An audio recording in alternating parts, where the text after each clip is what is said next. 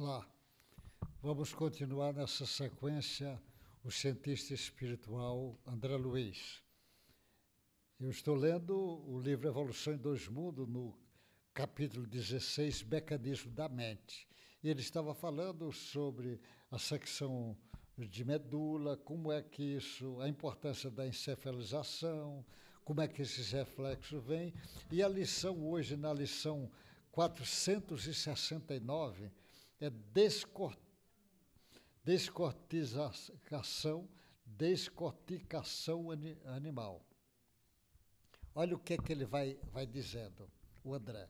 Ele diz, desse modo, porque se dá sequência, compreende-se que a integração mente-corpo é cada vez mais importante. À medida que se dilatam os valores da encefalização, reconhecemos que a integração cortical é sempre mais expressiva quanto mais amplo se faz o desenvolvimento do sistema nervoso. No homem, o sistema nervoso tem um grande desenvolvimento. Na pauta de semelhantes realidades, a descortização em batráquios e peixes não interfere nos reflexos e na mobilidade. Não interfere. E nas aves, modificações emergem inequívocas, porquanto apenas consegue voos fragmentários na luz, permanecendo em prostração quanto na obscuridade. O cão que sofre ablasão do córtex, segundo já demonstrou Götze no século XIX, pode viver além de um ano com motilidade reflexa normal aparente, efetuando os movimentos próprios com relativa correlação. Todavia, jaz inerte quando lhe falta incentivo e ação, e esse incentivo aparece colocando-se em movimento exagerado, ignora como se defende até agora e se veja positivamente atacado.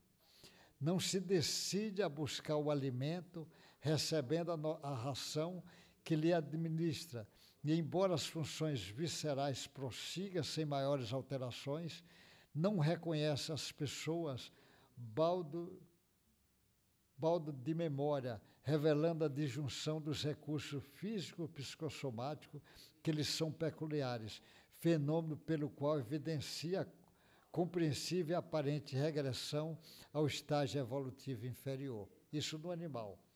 Ele ainda vai dizer, os chimpanzés, entretanto, com a encefalização mais complexa, não sobrevivem longo tempo e após a extirpação total do córtex.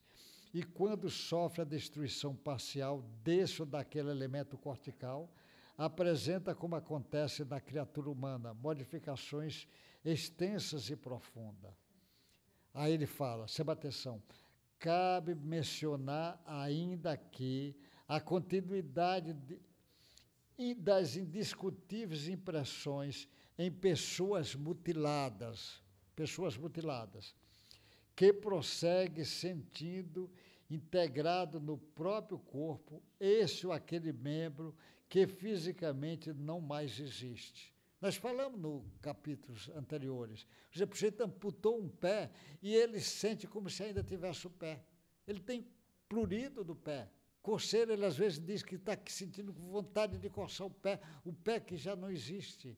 Isto daí é comum, esse tipo de experiência, e que normalmente as pessoas de ciências têm dificuldade de entender isso e não vai entender se não fizer a conexão entre o perispírito e o corpo, ou seja, a mente e o corpo, só que a mente é do espírito. Ele tem que fazer essa conexão, porque as células do perispírito estão mandando mensagem e o sistema nervoso dele parcialmente está recebendo a mensagem, e esse corpo não existe, mas o corpo no mundo espiritual existe. Ele tem a perna.